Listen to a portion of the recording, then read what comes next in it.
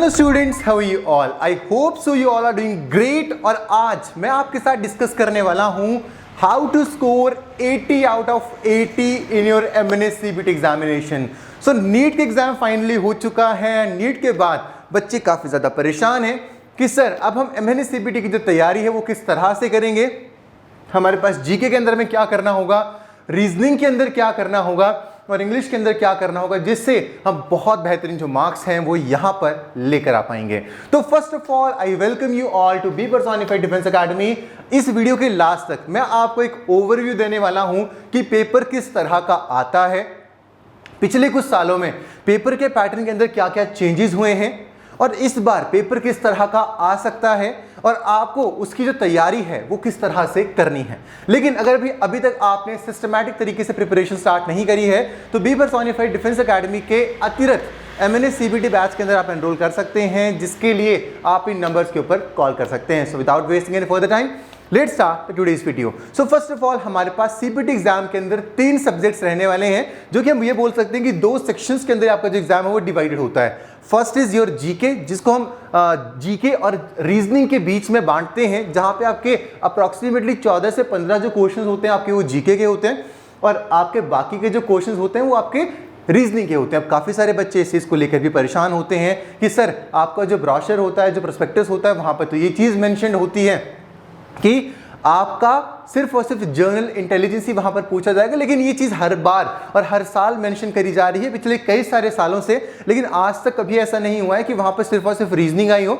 हालांकि ये जरूर हुआ है कि मेजॉरिटी ऑफ जो क्वेश्चंस होते हैं वो आपके बेटा जी जीके से ही आते हैं। उसके अलावा आपकी रहती है अगले English and apart from that आपकी रीजनिंग रहती है। अब रीजनिंग को आप किस तरह से करेंगे, जीके को किस तरह से करेंगे, इसके बारे में अब यहाँ पर हम चर्चा करने वाले हैं।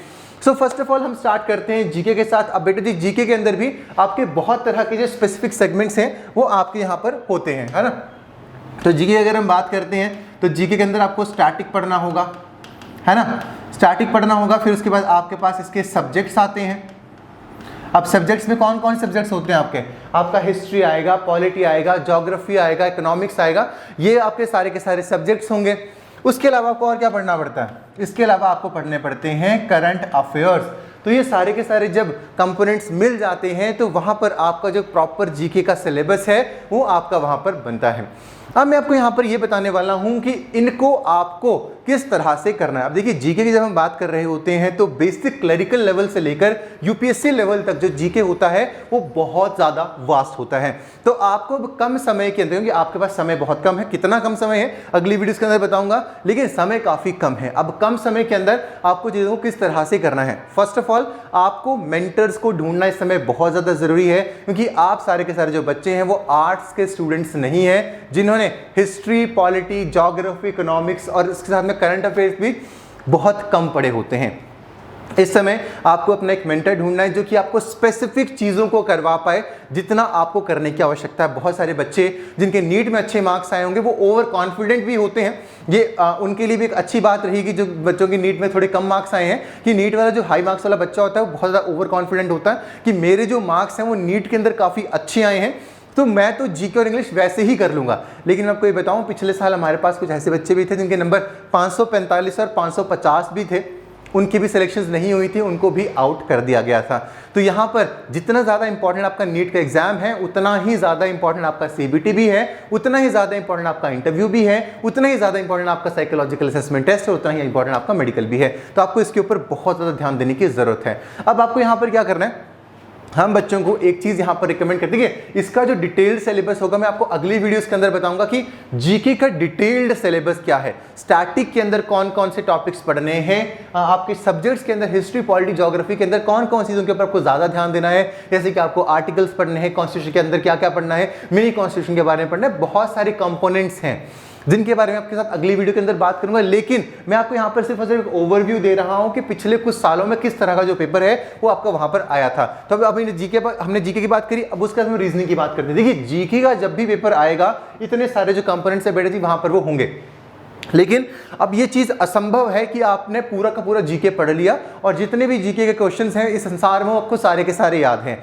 तो आपके बहुत हाई प्रोबेबिलिटी होगी कि जीके के अंदर आपके सवाल गलत हो सकते हैं। कोई ना कोई क्वेश्चन, एक इक्का दुक्का क्वेश्चन ऐसे रह ही जाएंगे जो कि आपको नहीं आते होंगे।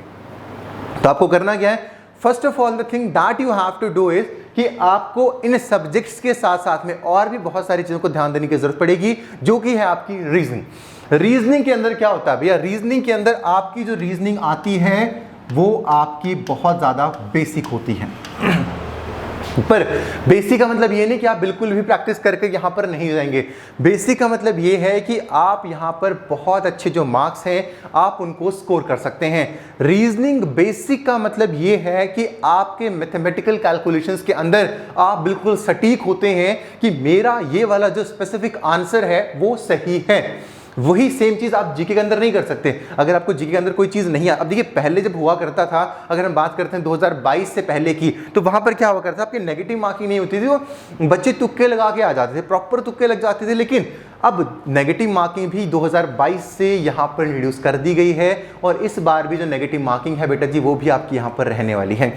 तो आप यहाँ पर रिस्क नहीं ले सकते हैं। नहीं तो हमने बहुत सारे ऐसे बच्चे भी देखे हैं जिनके नेगेटिव मार्क्स इतने ज़्यादा हो जाते हैं जिसकी वजह से उनका जो टोटल स्कोर है वो खराब हो जाता है। तो आपको रीजनिंग की तैयारी बहुत अच्छे तरीके से करनी है, सो दैट आपके रीजनिंग के अंदर बिल्कुल भी जो मार्क्स हैं वो आपके ना कटें। इसी के साथ में अगली जो आपका सब्जेक्ट आता है that is your English. English के अंदर देखिए आपके जो बेसिक आपके टॉपिक्स होते हैं, नाउन्स, प्रोनाउंस, टेंसेस, आपके एक्टिव पैसिव वॉइस, ये सारे के सारे जो टॉपिक्स हैं ये तो आपको करने ही हैं। लेकिन इसी के साथ में आपकी वोकैबुलरी, क्योंकि यहाँ पर क्या होता है, एंटोनियम्स और सिनोनिम्स बहुत ज़्यादा पूछे जाते हैं। अगर हम बात करते हैं 2019 के पेपर की, 2020 के, 2021 के या फिर 2022 के, वहाँ पर ये सारे के सारे जो टॉपिक्स होते थे बहुत ज़्यादा पूछे जाते थे। और पता है बच्चों के सबसे ज़्यादा मार्क्स कहाँ पर कटते हैं, बच्चों के सबसे ज़्यादा मार्क्स कटते हैं एंटोनिम्स और सिनोनिम्स। एंटोनिम्स सिनोनिम्स ऐसे दो टॉपिक्स हैं जहाँ से बहुत सारे क्वेश्चंस आते हैं और वहाँ बच्चे बहुत ज़्यादा मार्क्स को लूज़ करते हैं। अब आप इस चीज़ को किस तरह से टैकल करेंगे, जीके, और जीके के अंदर मैंने कोई सेगमेंट बताया था बेटा जी, वो था आपका करंट अफेयर्स। उस सेगमेंट के साथ में आपको इंग्लिश के अंदर भी सेम चीज़ करनी है। आपको एक न्यूज़पेपर पढ़ना अभी से ही शुरू कर देना है। न्यूज़पेपर पढ़ने से क्या होगा, एक तो आपका करंट अफेयर स्ट्रांग होगा, ठीक है, दूसरी चीज आपकी वोकैबुलरी भी स्ट्रांग होगी। अब न्यूज़पेपर के अंदर आपको द हिंदू न्यूज़पेपर पढ़ना है। द हिंदू न्यूज़पेपर के अंदर जो वोकैबुलरी लिखी होती है, जो इंग्लिश लिखी होती है, वो काफ़ी अच्छी होती है, जो कि आपके कम्युनिकेशन स्किल्स को भी बेटर बनाएगा, आपकी वोकैबुलरी को बेटर बनाएगा, और आपके करंट अफेयर्स तो इंप्रूव होंगे ही। तो आज से गांठ बांध लीजिए कि जब तक आपका पेपर नहीं हो जाता है, आपको अपने घर पर द हिंदू न्यूज़पेपर को लगवा लेना है और आपको उसकी पढ़ाई रोज़ करनी है। और रोज़ न्यूज़पेपर के एडिटोरियल्स को पढ़ना है, रोज़ जो बड़ी बड़ी न्यूज़ आ रही हैं आप उनको पढ़ना है। उसके अलावा आपको करंट अफेयर्स जो है वो बड़े आराम से उसी के साथ में हो जाएंगे, आपको वहाँ पर चिंता परेशानी करने की बिल्कुल भी जरूरत नहीं पड़ेगी। तो इस तरह से आप करंट अफेयर्स को भी कर पाएंगे, अपनी वोकैबुलरी को भी स्ट्रॉन्ग कर पाएंगे, और इंग्लिश के अंदर आप काफ़ी अच्छे मार्क्स को इंप्रूव कर पाएंगे। इसी के साथ में अगर आप वो बच्चे हैं जिन्होंने अभी तक फिजिक्स, केमिस्ट्री एंड बायोलॉजी ही पढ़ी है और आप अभी भी सोच रहे हैं कि यार मैं क्या करूं, अभी मैं कोचिंग लूँ, घर पे सेल्फ स्टडी करूँ, मुझे कैसे करना चाहिए। देखिए आप लोग मेडिकल स्टूडेंट्स हैं तो आपको मेरे हिसाब से कोचिंग इस समय ले लेनी चाहिए, क्योंकि आपके पास ज़्यादा समय है नहीं, 1 से 1.5 महीने का जो समय है वही आपके पास रहने वाला है। तो अगर आपको एक्सपर्ट्स इन सारी की सारी चीज़ों की तैयारी करवा दें तो आप बहुत बेहतरीन तरीके से कर पाएंगे। करने को तो आप चीज़ों को यूट्यूब से भी कर सकते हैं, लेकिन वहाँ पे specified set of syllabus, defined तरीके से चीज़ें कि किस तरह का पेपर आपको आता है। जैसे मैंने शुरुआत में कहा था ना कि जीके का लेवल तो यार क्लरिकल लेवल से लेकर आईएएस लेवल तक होता है, तो आपको किस लेवल का कंटेंट पढ़ना है, तो वो चीज़ आपको बी पर्सोनिफाइड डिफेंस अकेडमी कराती है। हम पूरे हिंदुस्तान के अंदर हाईएस्ट नंबर ऑफ सिलेक्शंस को प्रोड्यूस कर रहे हैं सिंस आवर कमेंसमेंट, और उसी के साथ में we have also given all rank 1 in the year 2021 and apart from that multiple all ranks in the year 2022 also including 2021। तो बहुत सारे रैंक्स हम ऑलरेडी देख चुके हैं, बहुत सारे बच्चों को देख चुके हैं, हमारी फैकल्टीज तैयार हैं, हम सब लोग तैयार हैं, और उसी के साथ में इन चीज़ों के अलावा हम आपको साइकोलॉजिकल असेसमेंट टेस्ट, उसी के साथ में इंटरव्यू, इन सारी की सारी चीज़ों की तैयारी भी करवाने वाले हैं। अब सीबीटी के अंदर एक और स्ट्रैटेजी आपकी जो रहेगी वो रहेगी आपकी सीबीटी। सीबीटी के अंदर क्या होगा, आपका कंप्यूटर बेस्ड टेस्ट होगा, जिसको इंडियन आर्मी ने जो नाम दिया है दैट इज TOGIGE। तो यहाँ पर आपको हम प्रैक्टिस करवाएंगे हर हफ्ते, किस चीज़ की, हर हफ्ते हम प्रैक्टिस करवाएंगे मॉक टेस्ट सीरीज की, जहाँ पर आप एग्जैक्टली सिमिलर पेपर्स को दे रहे होंगे जैसे कि आपका ओरिजिनल एंट्रेंस एग्जाम आता है। हम आपके लिए मेहनत करने के लिए तैयार हैं और आपको खुद के लिए भी मेहनत करनी होगी। इसके अलावा अगर आपकी कोई भी चिंताएं शंकाएं हैं तो जो नंबर्स यहां पर स्क्रॉल हो रहे हैं आप उन नंबर्स के ऊपर अभी कॉल कर अपनी सारी की सारी परेशानियों को सॉल्व कर सकते हैं। So thank you so much for joining with me today in the today's video.